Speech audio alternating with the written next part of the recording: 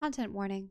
Arisen is intended for mature audiences. It contains graphic depictions of blood, violence, murder, suicide, mature sexual themes, racism, sexism, transphobia, slavery, verbal abuse, implied sexual abuse, which some players may find disturbing. The following game is a fictional game that tackles tough real-world issues. If you are struggling with these issues yourself, this game may not be right for you. By shedding light on these difficult topics, we hope our game can help viewers start a conversation. Viewer discretion is advised. Hello everyone, Chelle here of the Wanderbots, and welcome to Arisen Early Access. This game was sent along to us by Maccialatt and Homecoming Studios, who are the developers and the publishers. I absolutely love narrative games, and this one looks really appealing. The artwork is absolutely gorgeous, and as far as I know, there are elves and lizard folk and like lion people and a whole bunch of different fantastical races and creatures living in this universe of Var'Nagal. What's also intriguing about this game is that you use cards, like tarot cards, with different emotions in order to make your narrative decisions, your dialogue choices, if you will, throughout the game. In any case, without further ado, let's continue with Arisen. Alright, character creation. So we have she, they, or he. I'll go with she. I'm a she. Body, female or male? I'll go with female. Wow, I like the markings that she has. The guy doesn't have them though. That's interesting. I don't know if they're supposed to be siblings or just alternate versions of the main character. Enable casual nudity. I love the fact that this game has this option. I know that it's a more mature game, but the fact that they are able to give you the option whether or not you want nudity in the game, I suppose what they'd do is they would create clothing assets and have them over the character illustrations, and then just have alternate versions queued into the game depending on this choice. So I'm just going to say no for now, because YouTube, also just a personal preference. All right, confirm. Enter name. Ooh, what kind of random names do they have? They really like K. Katura, Karenti, okay, Namu. Yeah, I don't know what I'd have in particular. I think I'll call her something short and simple. I'll call her Shay. Sometimes I use it as a substitute for Chelle. Hardcore mode coming soon. No. What would hardcore mode be? Is the game that difficult? All right, in any case, let's see if we can start playing. The realm of Var'Nagal.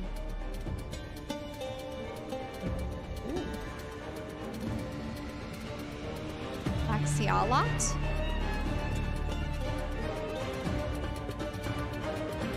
No.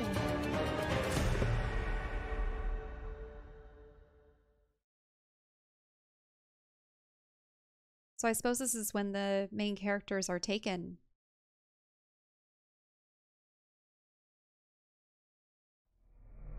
You gradually regain consciousness. How long have you been out? You have no idea. Your mind is a blur. Thinking hurts. All you feel is pain. Even breathing is difficult. Sharp arrows of pain shoot through your limbs like bolts of lightning. The world around you pitches and heaves. The air stinks. It reeks of sweat, dirt, feces, pus, and blood.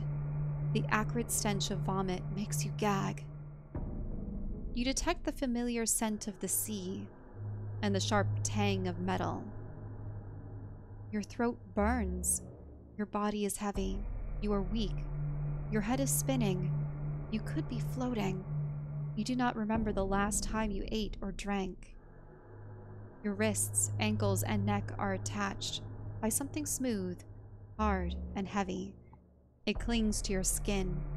Must be the sweat and dried blood. Could also be manacles. As you try to shift your aching body, You hear the chink of chains. A wave of pain rises in your gut. You are imprisoned. You become aware of sounds, a multitude of voices. The long, melodious crack of wood seems to echo the roaring waves. You must be in a ship, which would explain why you are pitching and lurching. You feel no breeze upon your skin. You must be in the hold. There are people all around you, whispering, moaning, crying, puking.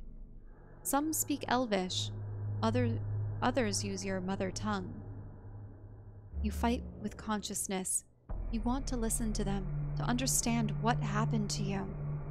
At last, your eyelids wrench apart. Light hurts, even though the place is dark. Too dark. You are lying against the side of the ship, a huge vessel. There are so many of you, a vast throng.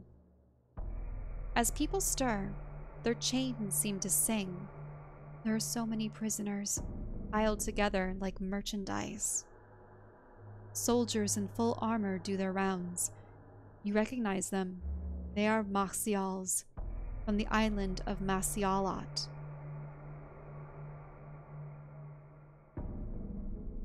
You're here at least. I was afraid you'd never wake. As you try to sit up properly, you glance to your neighbor, a tall, muscular black elf with a shaved head. He is watching you with a soft, sad expression. How are you feeling? Ooh, is this where I make my first card decision? So, sadness and submission. I'm going to say sadness. I don't feel like submitting. You try to speak, but the tears flow all by themselves. You are incapable of articulate speech. Also, I should say those illustrations for the cards were gorgeous. The stranger shows no surprise. His eyes soften as he leans towards you. He doesn't want to harm you. He winces in pain. His wounds are hurting too. Yeah, it looks like he sustained some gashes and slashes. Tarak. My name's Tarak Sharpsong. And you? What's your name?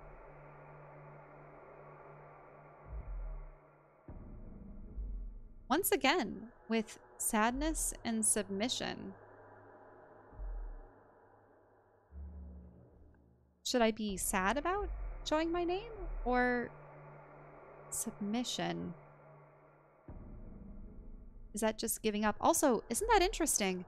So they're submitting, but there's a dog's paw above them and these eyes.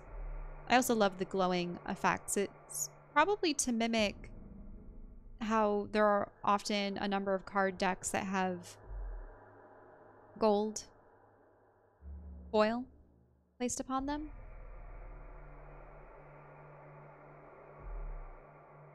Maybe I'll do the submission card. Wait, that's you remain quiet. Oh, or you try to speak. So that's what the lucidity option is. So if you use purely instinct, you probably just have to put a card forward and see what the outcome is. But only when you present your choice do you see what it is. Because yeah, I don't want to remain silent. You fight back the tears. You feel wretched, frustrated. Tarak leans back. He realizes you need time to recover. His keen eyes examine you. Do you remember what happened? He figures it's a no. Do you want me to tell you? As you don't say a word, in a hushed voice, he carries on. The Maccials have been plundering villages all along the southeast coast of Var'Nagal. We're just part of the spoils that they have stolen. They killed anyone who didn't interest them. Your clan, my tribe. They're either dead or locked up in one of these ships. He speaks calmly, but his face betrays his suffering. We weren't prepared. Nobody was. I knew something was wrong, but no one believed me. We still only have sadness and submission. Your head nods, or you listen.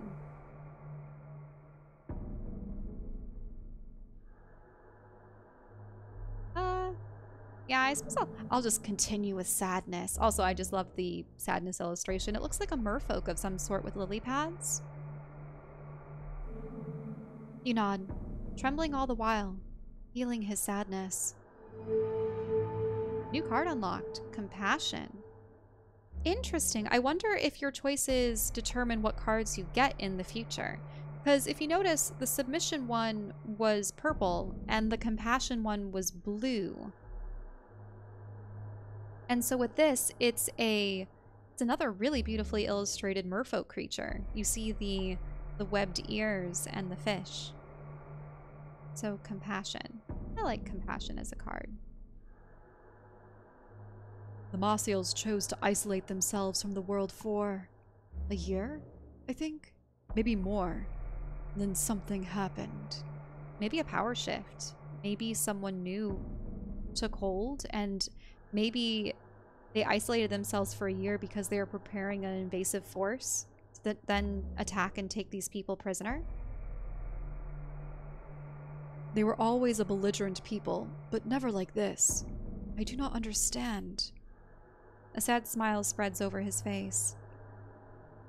The only thing I know for sure is that what they plan to do with us. If we are useful, we will be kept alive. Anybody entertaining is destined for the arena. Oh.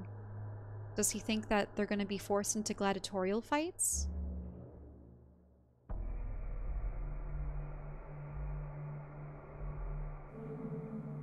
Yeah, situation must be hard for him too. I can only imagine, because he might, based on his musculature, I would say, he's probably going to be one of the ones sent into the arena. You thank him for sharing this information, and tell him that the situation must be very hard for him too. Turok gently places the palm of his hand against his chest, and he smiles. Thank you for this kindness. Silence returns. Your head slumps against the belly of the ship. Somebody yells out. You hear blows and chains clanking, sounds you already loathe. You know, however, these sounds will become only too familiar. The days roll in and out. Water is rare, warm, brackish. Some people get so thirsty they drink their own urine. The sick, the rebels, the rowdy, the seriously injured, they all die, one after the other. The Maccialatt throw their bodies overboard like trash. Rats are infrequent, but when they come sniffing at your feet, you feel a shameful but irrepressible desire to pounce on them and devour their flesh. You are now eager to touch dry land. It surely cannot be worse than here. You repeat this over and over like a mantra. It offers you hope. Fragile, yet no doubt foolish hope. Your sole neighbor, Turok, is a lifesaver for you. You speak as often as possible when the soldiers are busy elsewhere. You don't always speak to each other. Sometimes you communicate with body language, simple gestures of support, or discreet mime games. He knows your name and scant details about you. Nights feel brighter and days less of a torment. You learn he was the chief of the last tribe of black elves in Var'Nagal. He has been chained up far from his rare surviving fellows. The Maccialatt seem to have a death wish for his species. Turok appears to have accepted the horror better than other survivors. Suicide attempts are commonplace around you. 13 days. Or perhaps 12? 14? Concentration is too hard. The heat is unbearable. Lacking water, sleep, and food, you cannot think straight. Even your dreams are erratic and incoherent. The sound of seagulls screaming has been growing since yesterday. The prisoners have stirred back into life. They all know what the sound means. Dry land cannot be far away. Turok sleeps a lot. He is saving his strength. His wounds are now healed. He doesn't seem disturbed by your predicament, and the ambient roar, as though he is somehow capable of blotting it out. You gaze at the other dark-skinned elves. They display an astonishing physical and mental endurance. However, folk always told you that black elves were the least respected among their peers. Some high elves do not even deem them worthy of being servants. The ship begins its slow mooring maneuver, accompanied by the angry slapping of the waves against the hull. Now, all this is very reminiscent of the slavery that occurred, where people were taken from Africa and sent to the United States to work the cotton fields. And slavery in this case, it's occurred all throughout human history, thousands of years, and it's just so abhorrent.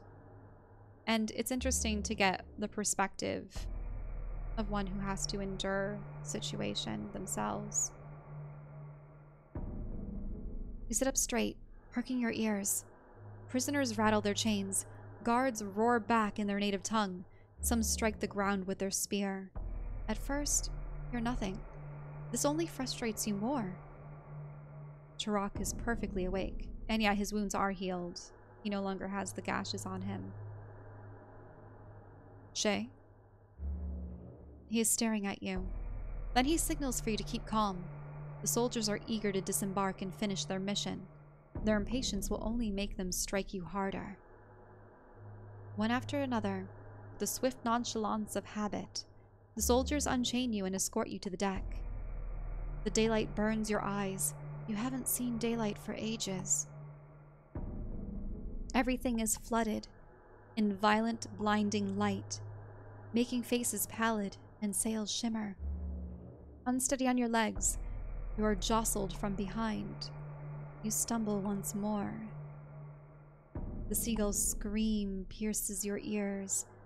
The deck groans beneath your feet. An official stops every prisoner to draw up an inventory of the prisoners.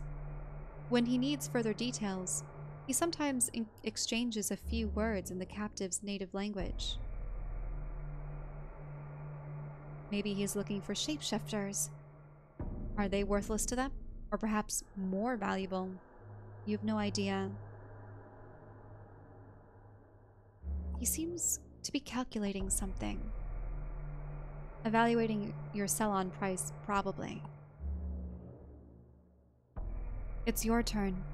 He looks you up and down. Female? Human. I suppose all I have to do is submit. You nod. You nod and lower your eyes. The official notes something down. He has lost interest in you. The soldiers understand he is finished. They kick you behind the knees. You fall against the rail. Your mouth fills with blood. Complaining loudly, they help you up, if only to keep things moving. Soon, you're on the dock with the other slaves. You slowly grow used to the light. The docks are packed with soldiers, weapons, luggage, and the spoils of war. A host of ships spills forth its copious bounty. You know where you are. Gafan ar Irshe. Or maybe it's Gafan ar Irsh? It's probably Irshe. I'll do that. The military nerve center of Maccialatt. Its high fortifications, the color of the sand, loom over you. Its narrow streets overwhelm you. Somebody ties all of you together. There are soldiers everywhere. There's not a breath of air. The heat is already unbearable, but you trudge on. You do not have a choice. Turok's talked about the arena. Is that where you are going? The dry, salty air scratches your lungs. The Macials proudly greet their fellows when they meet. You hear congratulations, cheering, and applause. A historic day for the nation, they seem to be saying. There's something wrong. Did your people lie to you all these years? Since when have the Macials become monsters? What did you do to them? Why do they look down at you as if you were dirt? Why? Gafan ar Irshe is surrounded by 2 rows of high walls. Between these walls are deep trenches like empty moats. It is enclosed overhead by a thick metal structure. This opening is used as a jail for future slaves. One by one, you are dropped into the cages down below, like coins into a well. The ground is made of bare stone. Though through the hatchway, they toss you down a flatbread. And oh, I see, a flatbread. I thought they were like a flatbread was something else, but no, a flatbread and a flask of warm water, that's food. You pounce on it greedily. The stone here is superbly sculpted, and the bar is finely carved. As cages go, it is magnificent. A fat lot of good this does to you, though. On your right is Turok. Soldiers point him to their colleagues with contempt. Oh, another one. Another elf. But he also seems very bloodied. Maybe he was another member of the tribe. On your left is another black elf. He too is tall and muscular, but he is not as impressive in stature as his chief. He gazes at the sky as it turns a foreboding shade of pink. His face is a picture of sadness and desperation. Sensing you are watching him, he lowers his head and stares at you. Yes? His tone is abrupt. Rebellion! I'll probably do compassion again. Reach out your hand to touch the bars. You reach out to touch the metal bars and whisper to him how he seems so sad. You ask him if he wants to talk about it. The stranger trembles almost imperceptibly. He shifts one leg back, his dancer's body faintly lit by the dimming light. He peers at you for what seems like an eternity without saying a word, then laughs in delusion. I'm sorry. I can't quite believe it. There is kindness to be found in this hellhole? He steps up to the bars. You can see his fresh scars. He too has suffered. I can't wait to die. And you? Get back to the family? Forget everything I've seen. Everything they've done. Ooh. Ooh, I love these cards. So there's the merfolk with the blue compassion. There's a lion with rebellion and some kind of dragon or... yeah, definitely dragon because you can see the wings on the back with horns. I love the greens. Yeah. Monochromatic and analogous color schemes, they work really beautifully for artwork. You do see that there's a little bit of purple in here as a contrast, but yeah, rejection. I'll reject this. Wait, you lose interest in him and move away? I was just going to reject what he was saying. Tell him there's still hope. Keep fighting.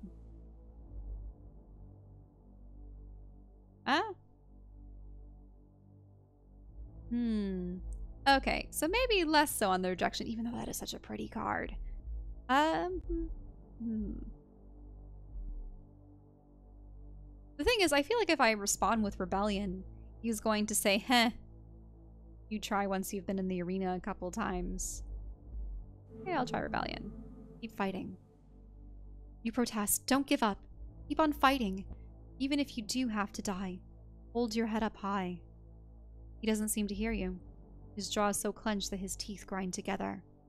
When suddenly he straightens. In the twilight, tears brim in his eyes. You're right. We'll die. We won't let ourselves be killed easily. The black elf sniffs, stretches, and shakes his fingers, splashing the wall with thick blood. Shall we fight together? Yeah. You accept. As you fall asleep, you can just make out elvish whispering around you. The black elves are communing together. Surely a tribute to the dead. They do not disturb you for long, for you are far too tired. Throughout the night, however, you are woken by hysterical sobbing, screams of pain, the clanging of a blacksmith's hammer, and the drunken song of soldiers. When you wake up at dawn, you cannot get back to sleep. You feel heavy-headed, tense, weakened, and irritable. A chaotic... It's probably fugue, which would have a lot more letters. I think it's F-U-E-U-E or something along those lines. Unless there's another word I've never read before. Of negative emotions, today your fate will be decided. Your neighbors are whispering in Elvish. Turok seems to be encouraging and reassuring his fellow. The sky is purple, pink, and gold. The wind shrieks in your ears. While you come to, the Black Elf seems less attentive, as he was in the exchange with his superior. He struggles to conceal that he is not really listening anymore. He eventually brings the discussion to a close, telling Turok that he was rude last night, and he has only just realized. He proffers his name, Coda, or Battle Drum, and asks for yours. Turok is not offended. The grate above you opens up. They let down a ladder.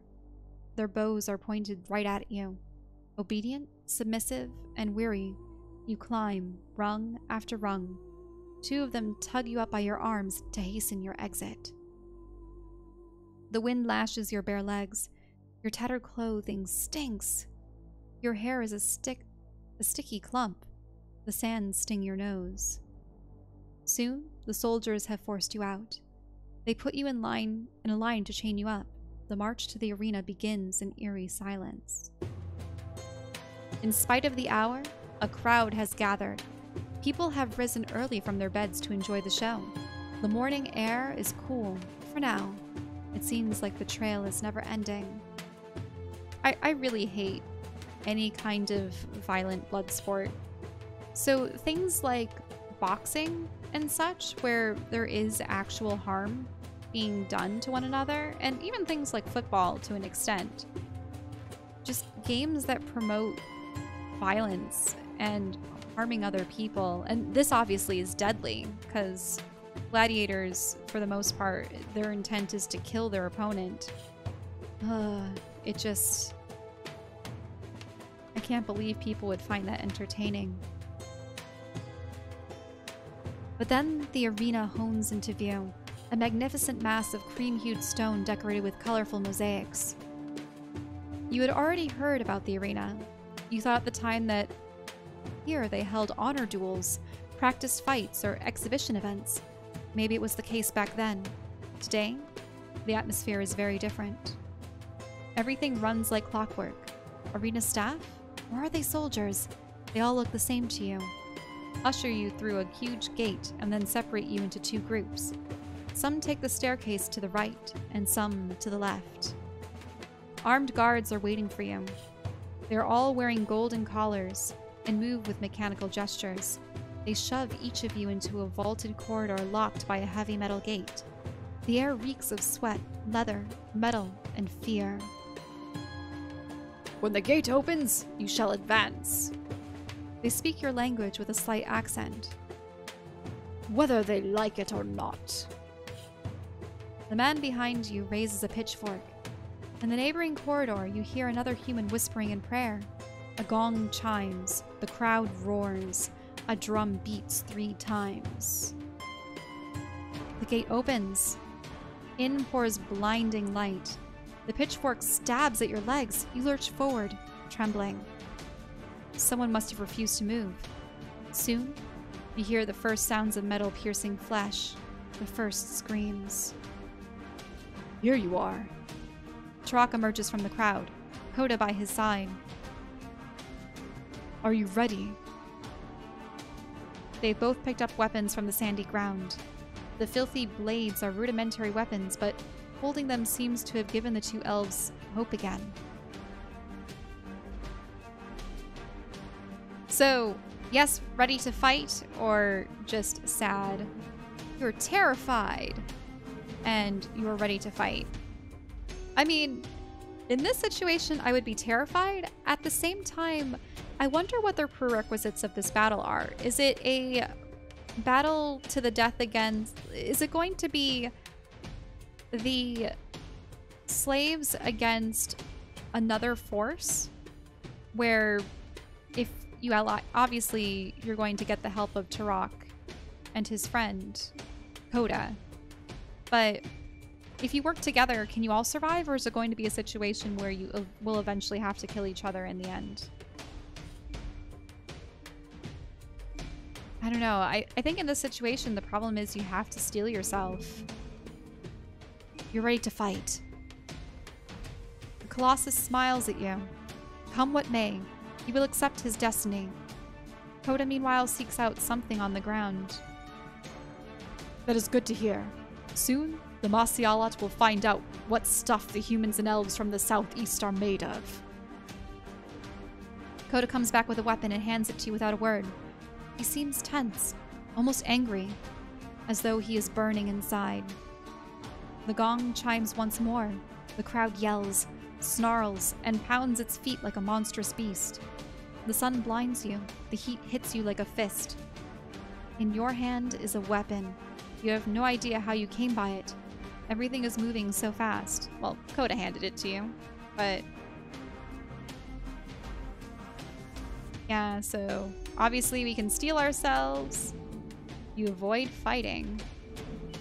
You fight in a supporting role, or you fight on the front line. I don't know in this situation. It also depends on if your character is skilled in combat. Because these two look like they're battle-ready warriors.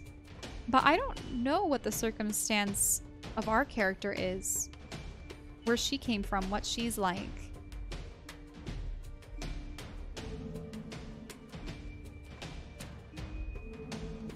Because I wouldn't avoid fighting. I don't know if I would go directly to the front line. I think I'd support these two for now. You fight in a supporting role. You and Coda watch each other's backs. The spectators are at fever pitch. They throw fishnet bags of food into the arena. Wait, why? Bags of food into... maybe just to assail people? You fight. You team up. Despite your hunger.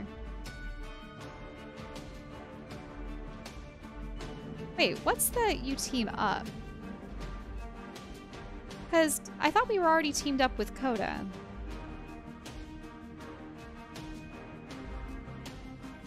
Are we supposed to be eating in the midst of combat? I don't think so. I don't know. You fight. You fight off the beasts and slaves to fill your empty belly. Wait, what other slaves are there? Wait, are we fighting other... no, I would team up. You have been wounded on the hip by the powerful swipe of a claw. Your fellow fighters in the arena managed to beat back the lion. Charge. You look ready for a defensible position. You flee as fast as your wounds allow you. I'd find a defensible position at this point. You can't really flee. You look for a readily defensible position. The drums start pounding again, this time with a different, livelier beat. Then, slower and slower. The gate opens once again. A multitude of slaves with gleaming necks spills out. They drive away the last of the beasts, pick up the weapons from the ground, and start piling the corpses on the cart. So, I suppose it's over then. The crowd cheers haughtily, satisfied with the show. You stumble towards the exit like a motherless lamb. Are you heading to the slaughterhouse, or to be locked in the pen? Soldiers surround Turok. He lowers his weapons and drops them on the ground. The surviving black elves protest, become agitated, try to move towards him. The chief gestures at them to calm down. Maybe they were impressed with his performance and are going to make him into a gladiator or something. Oh, no use. Some lose their temper and the soldiers brutally punish them. Only then does the warrior stir. He straightens and resignedly stares at the soldiers in the eyes.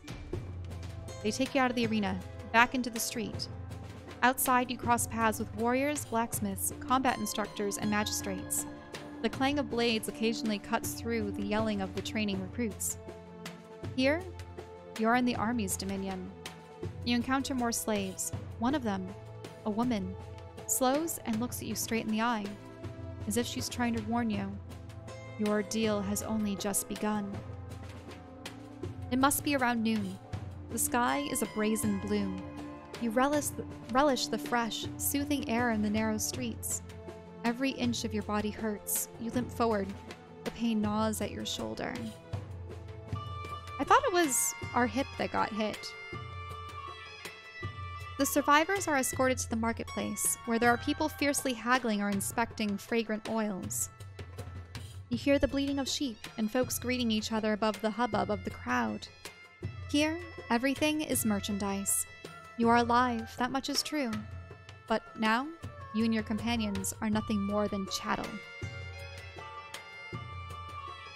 The soldiers escort you to a section of the marketplace dedicated to slave trading, where there are raised platforms with alternating rows of cages. The place is cramped. The barking of the merchants extolling their products fills the air. There are many in conversation with soldiers, purses exchange hands, and your group is quickly split up, funneled away like bushels of grain. You climb up a set of varnished wood and step before being attached to a gleaming chain by a half-elf. By a lucky coincidence, you end up next to Coda. You notice splatters of brain in his hair, and his arm is hanging awkwardly. I hope the brain is from something else. Probably, it has to be. And, oh, hopefully his arm isn't too injured. A high elf standing in front of you is carefully examining his new acquisitions. Once the soldiers are gone, he comes to talk with each of you. While the merchant is busying himself with the others, Coda opens his mouth for the first time since you left the jail. I have been watching you, at least when I could. You are out of your depth on the battlefield, but you are a trustworthy ally. You are careful, you play safe. People like me need people like you. To keep us in line, you see. He pauses, wincing in pain. I can't believe we survived. He laughs nervously. I wanted to die a free elf. Now, I will live as a slave. Doesn't that make you mad? Ooh. So there's rebellion, compassion. You agree with them. You are tired, hungry, and in pain, so you're just silent. Or reach your hand for him to hold.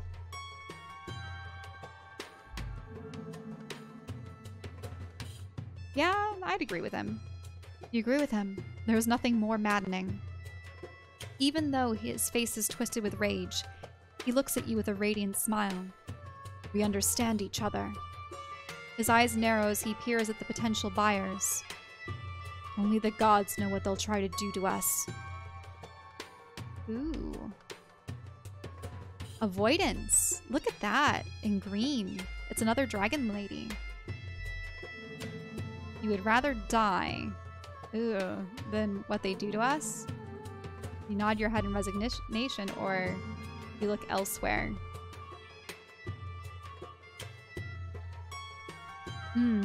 I mean, I don't want to admit what they would do to us.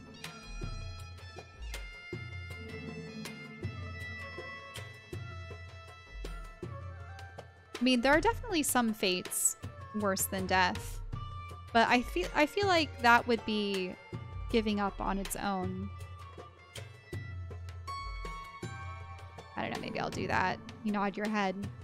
You look around the crowd and turn, then nod in resignation. Coda leans forward and angrily tugs at his collar. The chains. I ask you. The bones in his back crack with a stifled moan of pain. As the crowd jeer his naked body, he appears indifferent to their mockery. The merchant does not speak to all the slaves he examines.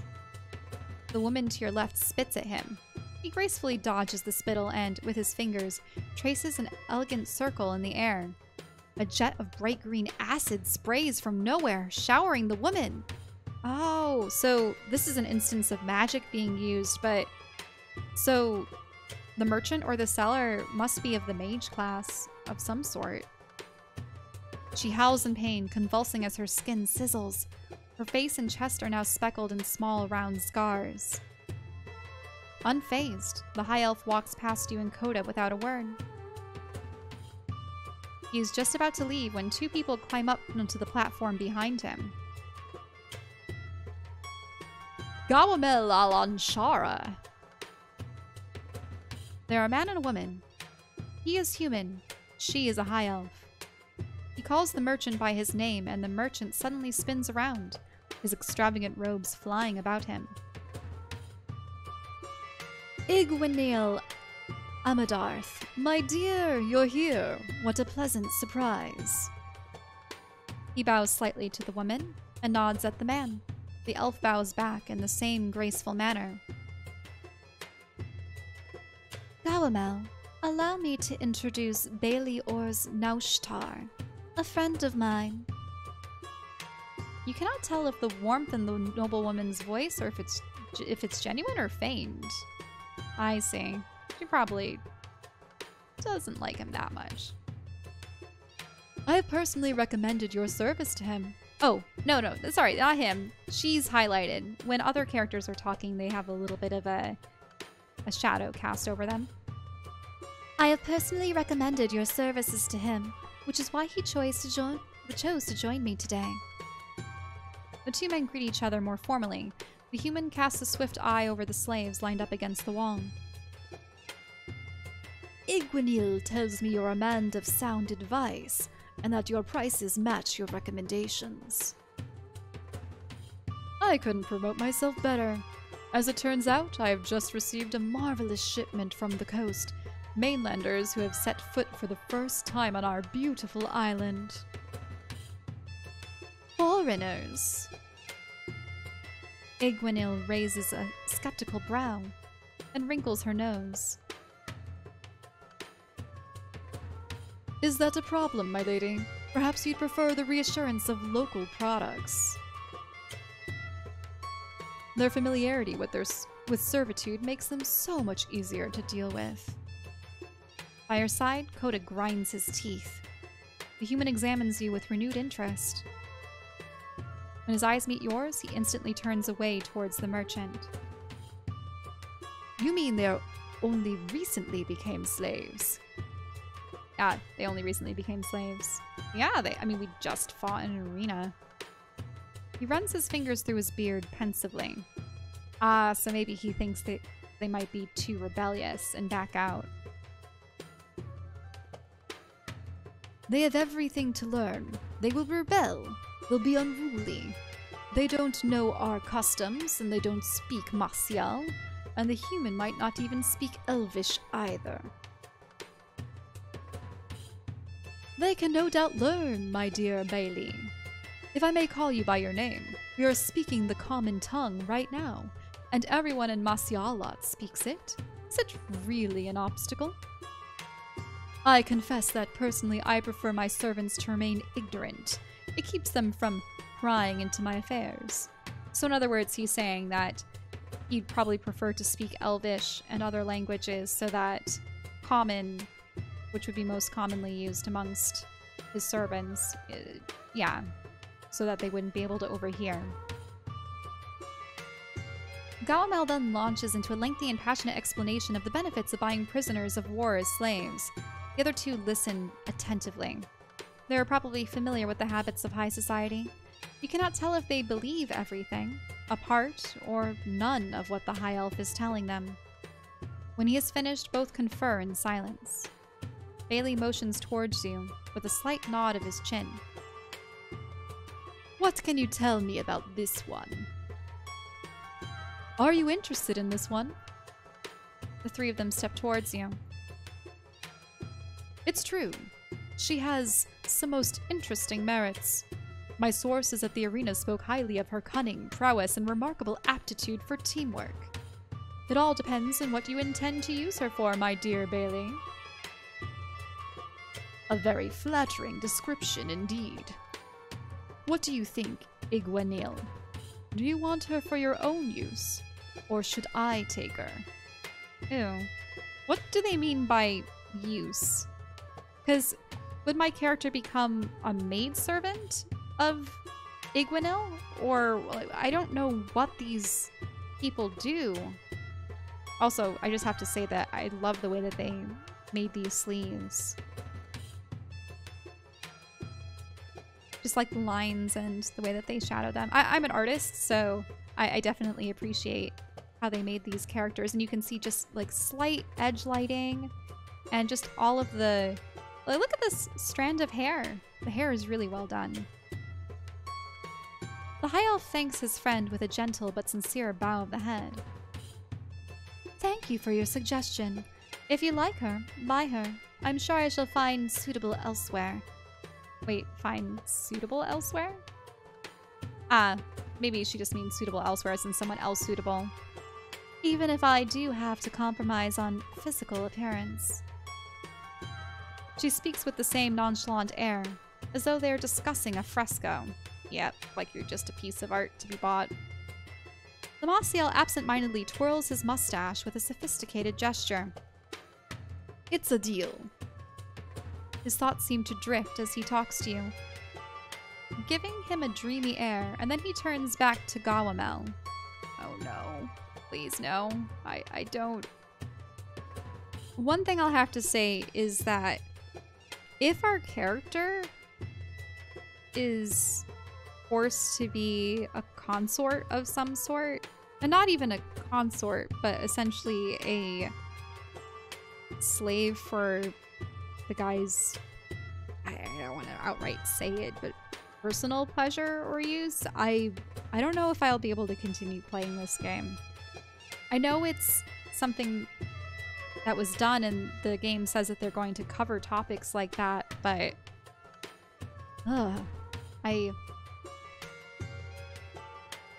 I'll take this one if I may, Iguanil.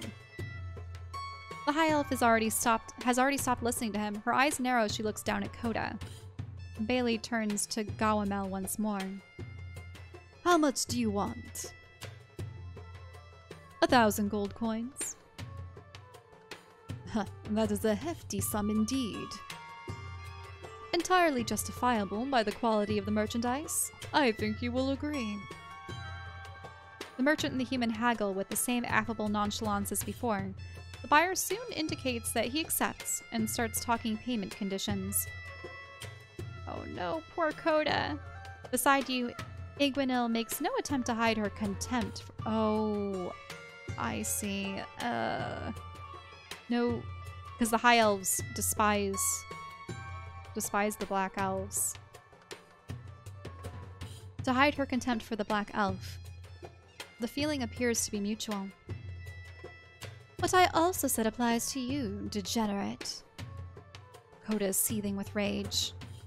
Judging by your build and your wounds, you could be of great use to me. But are you actually capable of submitting to the master race? Ugh. Absolutely. Ugh, that's... High Elves.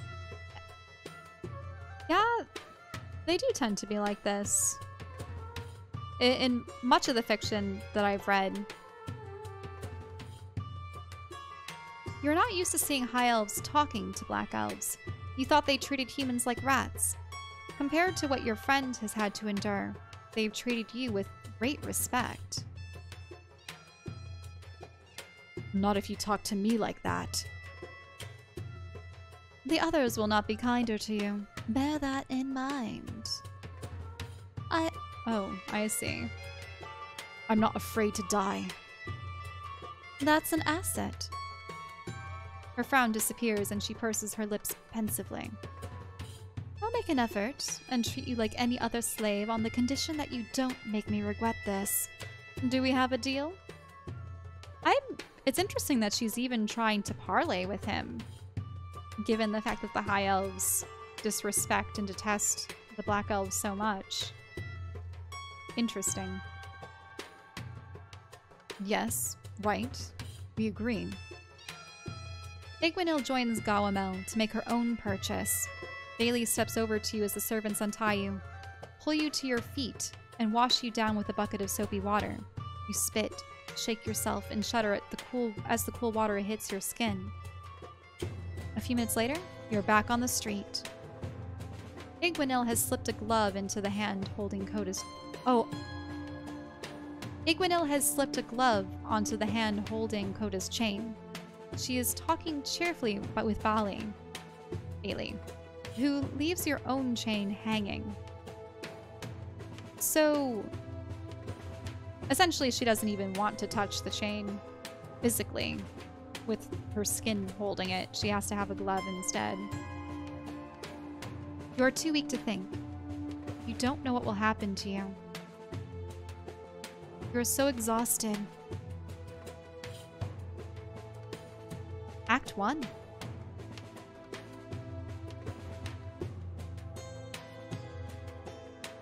After a few streets, you join one of Igwinil's servants, a human by the name of Sushat. He seems neither pained nor ashamed of his beautiful golden collar. So I wonder if a golden collar means that you're a slave, but you're a highly respected slave that has proven their loyalty, if you will, and is given some measure of freedom, but not really true freedom. This is the High Elf's chief slave. He looks Coda up and down with distrust as she introduces him. Be sure not to disappoint my mistress. Coda straightens up, his jaw clenched. I'll let nothing go, Mainlander. Nothing at all. The journey to Sujik, the city where your new masters live, takes several days. You share a caravan with his friend Igwinil and Coda. Each evening, you stop in a tavern that the Maccials call Zadrai. This is where many merchants, soldiers, and tourists spend their nights, where peaceful hamlets coexist with spirited horses, where lizard folk interact with humans, and where high elves ask for specialized quarters. You find yourself alone with Bailey on your first stop. He eventually steps close to you. No. Sit down. You obey instinctively. Your skull feels splintered when you try to think.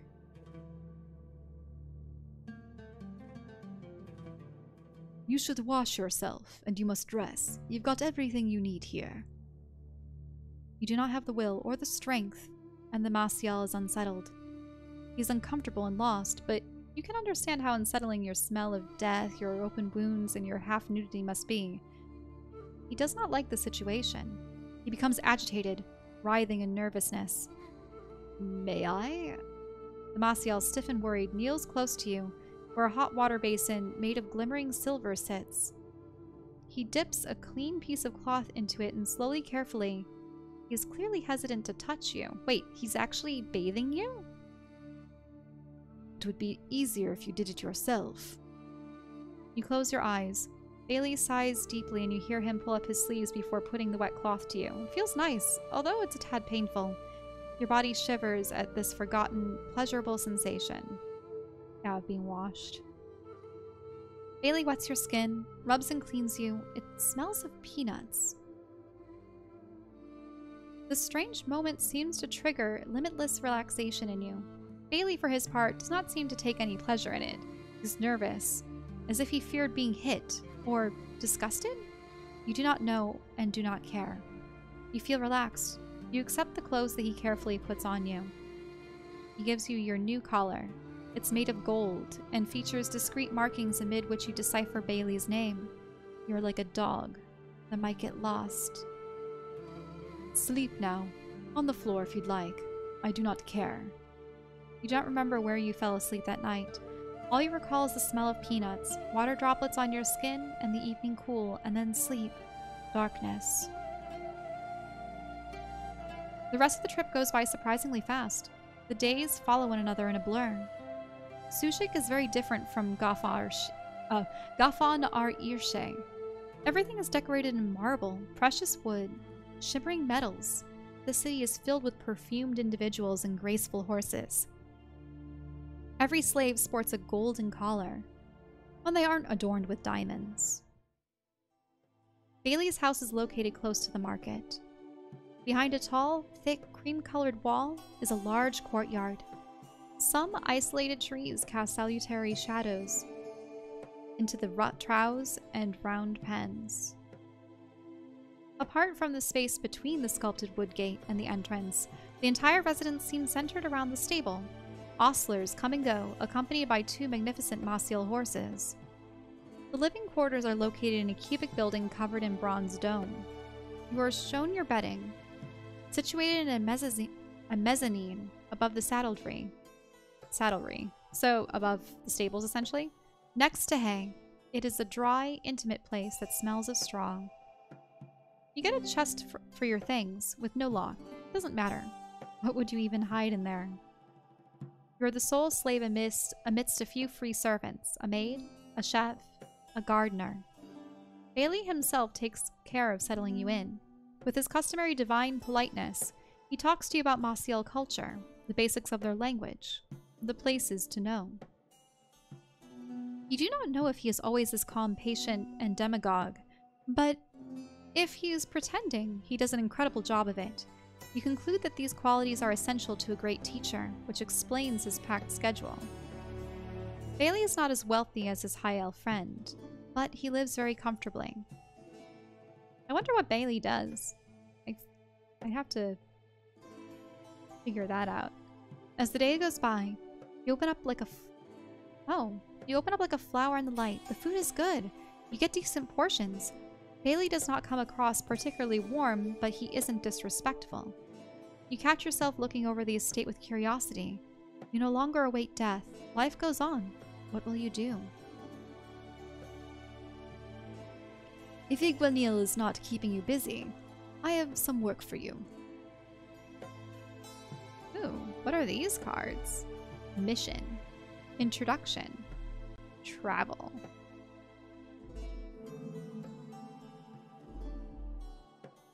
I don't know.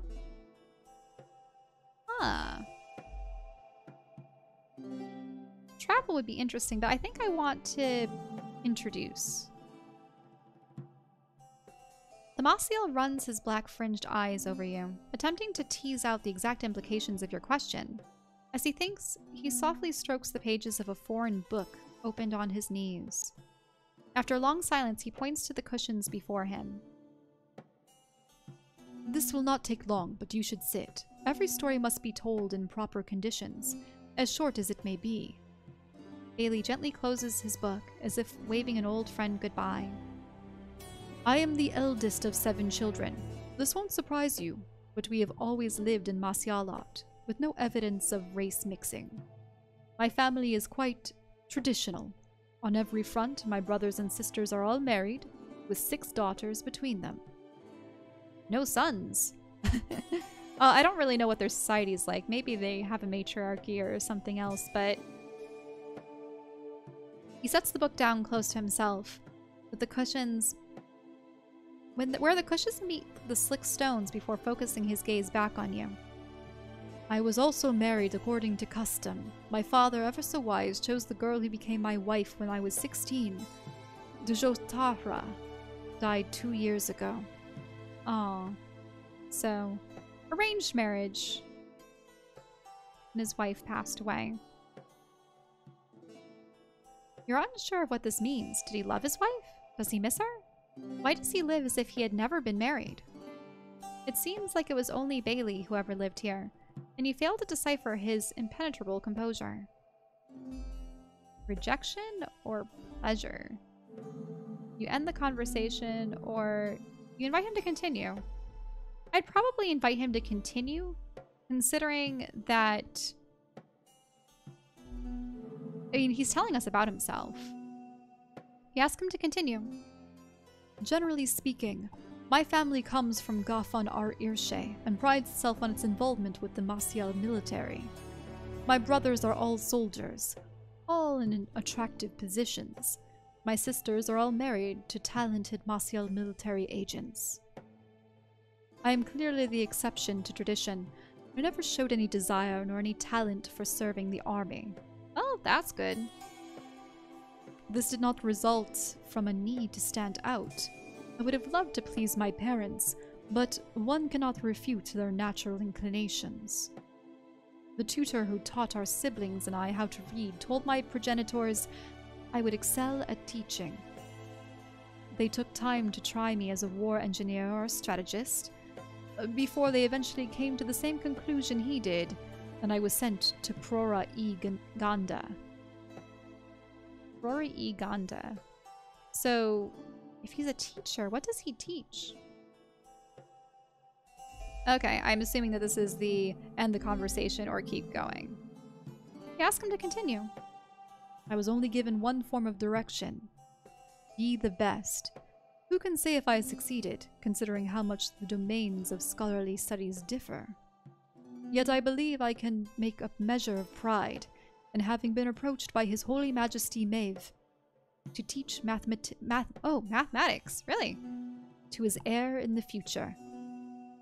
It seems clear to you he takes great pride in this, more so even than he humbly admits. Yet his manner of speaking briefly betrays something more. Some form of unease, a subtle embarrassment, a tinge of fear. His ability to quickly hide his emotions behind a mask of tranquility blocks further analysis.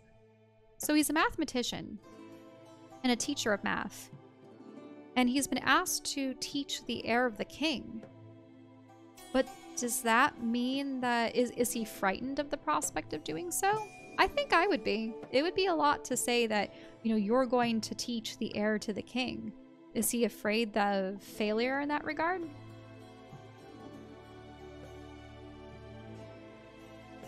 Interesting. I don't know. I don't want to say that I've warmed up to the guy, because he's still a slave master. But at the very least, you aren't being thrown into an arena and pitted to do heavy labor and stuff. I don't know what he's going to have us do in this household, but if he's a teacher, in contrast to all his siblings and such who deal in war, that's a little better, I suppose. Ooh. Ovus pas? Vus menent il? What does that mean? So we have Bailey. Oh, or do we go to other locations? Do we just choose to go back to... yeah, unfortunately it was French at the top, so I couldn't tell what it was asking. If Igmanel is not keeping you too busy, I have some work for you. Okay. Mission? Come with me, please. It is noticeable that Bailey cannot refrain from speaking cordially to his slave. You notice that onlookers often find it scandalous. The more the days go by, the more relief you feel at your current situation. The sun has been up for some time, but Bailey is not a morning person. He is rather nocturnal. In fact, light still shines from his window when you fall asleep. Yeah, I find that being creative, it almost favors the night. When there's a stillness, when there aren't distractions outside. The Maccialatt walks resolutely towards the stables, a place you know very well, and opens the saddle ring. Here, the weaver's husband delivered it yesterday. Bailey exits the room carrying a magnificent piece of cloth with complex patterns shimmering with red, silver, and gold. It is so bright it makes you blink. As the Maccialatt handles the piece, you notice a silver cord and understand that this cover is meant for a horse. Beautiful, isn't it? It is for Igwanil. When I tried to finish paying Gawamel, I found out that she had done so already. I have to give her a present in return. Ah, so Igwanil paid for Coda and your character, and he's offering a gift. These are Maccialatt customs. Friends must always return services and gifts, and do so as fast as possible. On top of this, the person receiving the present must be the one initiating the next exchange of gifts, lest they be considered exploitative and rude. Please, deliver this to her. There is no easier task. You might even be back before nightfall. Oh, it is important for you to know something. It is commonplace to, pardon the term, lend slaves between friends. It would thus not be surprising if Coda's mistress asks you to perform some tasks for her. I ask that you please comply. You interpret mentally, this is no request, it's an order. Go, Chelle. I'll meet you when you return. This is your first time outside the estate. You are alone. You feel vulnerable, a complete stranger. But on the other hand, you feel free. This is incredible. There is no one around to watch your actions. You have no set time to return. You will suffer no punishment for not walking in the instructed fashion. The Maccialatt do not salute you. They ignore you. Some glare if you come too close. Others make sure that you are not stealing anything. Overall, you're left alone. You find yourself listening to conversations in the coarse local tongue. The ting of an instrument being tuned, the angelic laugh of elven women, the humming of a nearby fountain. This looks like a good day. On the way there, a woman adorned with numerous pieces of jewelry hails you with a snap of her fingers, seemingly to ask about the cover. A woman? Well, we don't know the woman.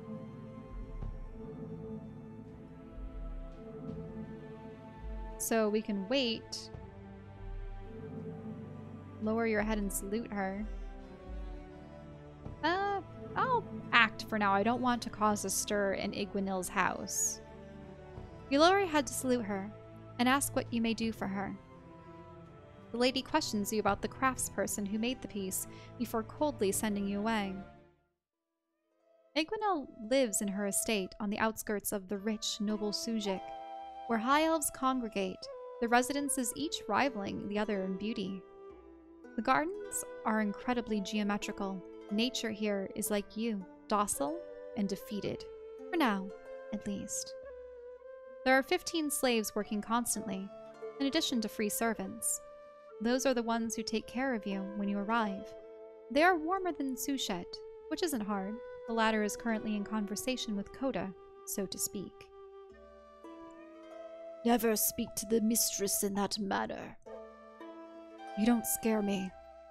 You will learn to be scared, fool. Sushet looks at you, and his grimace worsens. Return to your chores. You have to handle another mainlander. Or I have to handle another mainlander. Coda turns and gives you a bright smile. He seems sharply relieved to see one of the people he once fought with. Does he hope to see a member of his defeated tribe? Chelle! Sushet hits him right in the jaw with his elbow, which knocks the black elf to the side. Coda screams and spits blood before leaping on his aggressor, and the two of them proceed to fight with astounding violence. Oh no! How do you react? You throw yourself into the battle? I think in this situation, if I throw myself into the battle, would I beat up Sushet? And help Coda? Or I just feel like I have to stand aside for this. Guards or other people are going to come in and intervene, but you remain frozen. You do not intervene and be hit yourself. Enough! Iguanil's voice cracks loudly. Soon something else cracks, the terrible sound of a whip. The high elf exits her home in a hurry, her sapphire eyes overflowing with rage. Do you fancy yourself an arena fighter still? This spectacle is unacceptable here. She gestures for the numerous slaves to separate Sushet and Coda. You hold the cover tight against yourself, unconsciously. Oh, that's another thing. The cover could have been damaged. You shiver uncontrollably. Sushet is short of breath as his mistress stares at him coldly. Come see Jaraphath, and return once she has fixed you. Sushet straightens up and slowly shakes himself. His swollen face is covered with blood. He bows down while remaining perfectly stiff before leaving the courtyard at a brisk and aggressive pace. You cannot help but stare when he passes you. It seems he does not know how to interpret your lack of intervention. Coda, this is the fourth time since you've arrived. Ah, that he started a fight? Or that, I mean, he was hit first, and then he starts the fight. Well, progresses it. It will happen again. This guy's a scumbag. I know. Igwinil does not bat an eyelid. He is still your superior. He is very much allowed to hit you, even more so if you refuse to learn. Moreover, if you both become too tiring for me, I might just order your execution. You all, wash him, make him presentable, and then return to your tasks. The high elf pinches her nose, clearly irritated, before taking a few steps towards you. My irredeemable mainlander told me your name is Chelle. She does not greet you in any proper way. I think I should report this as a bug. I think she's supposed to be saying this, and it's supposed to be in white letters, but it's currently in gold letters. I see you bring a present from Bailey. You hand her the cover. Koda's stare burns through you. Wherever he is, you can sense it. Incomprehension, disapproval, pain, humiliation. The luxurious blonde carefully strokes the shimmering piece of cloth. You act so differently from the one I bought. We shall see if this is cowardice or smart thinking. Her cold, mocking smile contrasts sharply with her divine features. I mean, for me, it's supposed to be smart thinking. You know, biding your time, making sure that you play within the rules. What's this supposed to be? You give an awkward smile. You refuse to lower your gaze. You bow as deeply as possible. No, I am not submitting. I'm not giving an awkward smile. I think I'd be, you refuse to lower your gaze. You fold your... Oh no, Oh no, I didn't mean to fold my arms. I just was going to refuse to lower my eyes. The high elf stiffens. You will learn quickly enough to mind your own business and to know your place. If Bailey refuses to teach you, I shall. Igwinil's eyes narrow, some more to form sharp, dark blue slits. She eventually lets out a frustrated whine and turns around with Bailey's gift.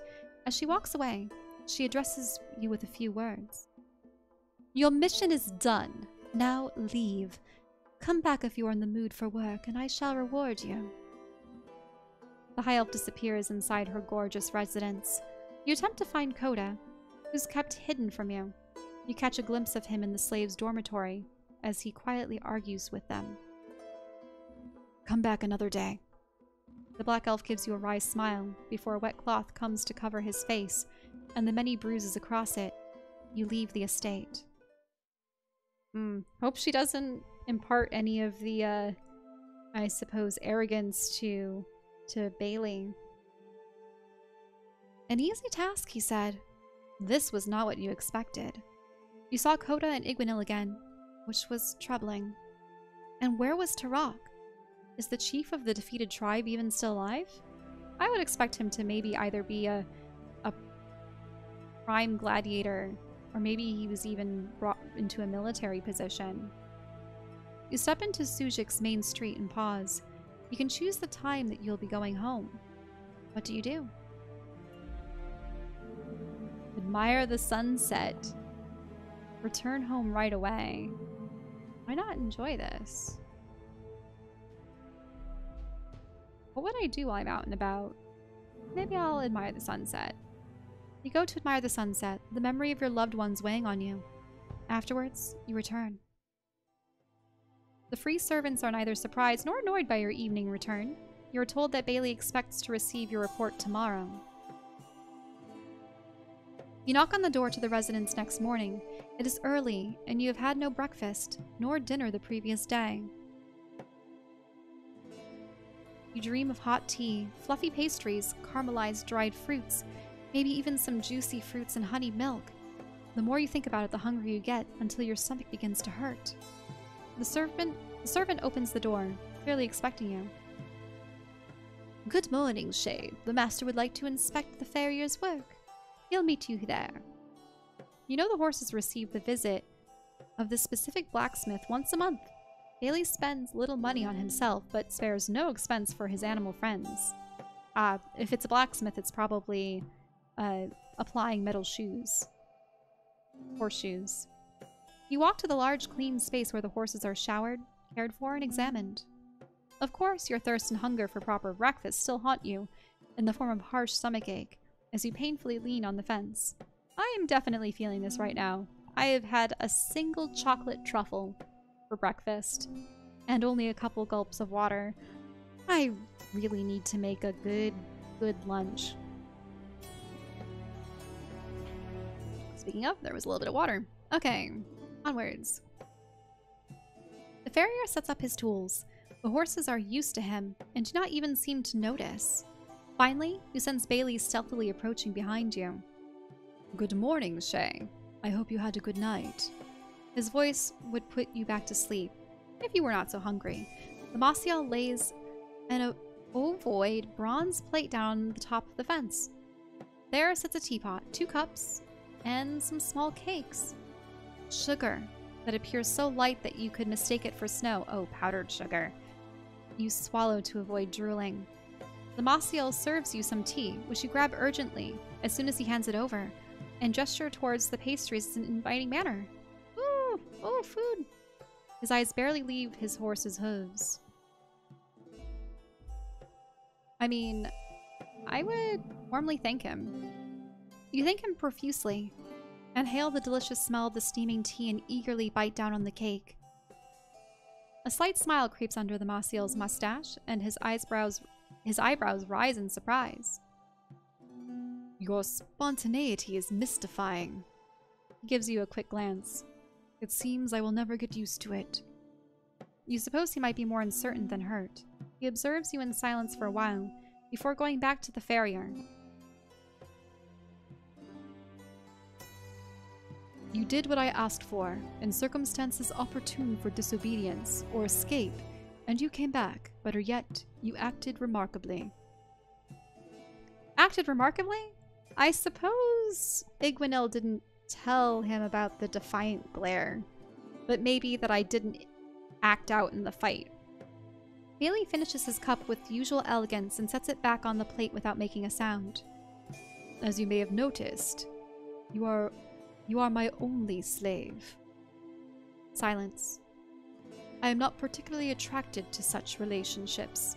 If I can avoid them, you're trustworthy. I might set you free one day. He clears his throat and straightens up. I mean, he didn't even technically buy you. It was Iguanil that bought you and gave you to him. And it's nice to know that he dislikes the idea of slavery. But the promise of freeing us one day. I'm surprised he's divulging this to us so early in our stay. He clears his throat and straightens up. But we are not there yet. Why not enjoy this beautiful day in the meantime? We shall take a walk before this afternoon's lesson, if you would like. He comes back to you, almost bashfully, sporting a fluctuating smile. The horseshoes glow red. The hammer clinks in your ears. Relation with Bailey. You've changed from neutral to friendship. Oh. And he does look like he's a scholar in his picture. Oh, so these are character cards. Interesting. So, I don't know what these other cards are, but there's Iguanil, Bailey, and Coda. What does Coda have in his hands? It seems like a bunch of flaming flowers. Is it possible that he could know magic? And then Iguanil is... she has a key. That's interesting. A key motif going on about her. And obviously she's supposed to be looking beautiful and elegant with her attire and such. Can I select other cards? In any case, I think I'm going to stop here for now. This is an absolutely gorgeous game, and I really enjoy the card illustrations and how they're used to make choices. It's not really that you're playing a card game with the cards. It's that the cards just represent your decisions. And I'm enjoying the characters that they have thus far, especially the fact that we have Bailey as our character's master currently, because he seems definitely more like a scholar than someone who is cruel and unjust. And I really hope that Hoda is able to fare better and such. We just have to I would love to see where this takes us, because from what I've seen in the trailers and whatnot, there's lizard folk, there's lion people, and of course there's magic that we only briefly saw. I would love to see where this goes, and yeah, what is Maccialatt's true goal here? Are they attempting to conquer the world? Will there be conflict in which we have to decide to fight for Maccialatt, or maybe we even join a rebellion against it? Who knows? Thanks again to Meredith and Homecoming Studio for providing us with the key to Arisen. I can't wait to explore more, especially in its final release. Thank you so much for watching, and see you next time.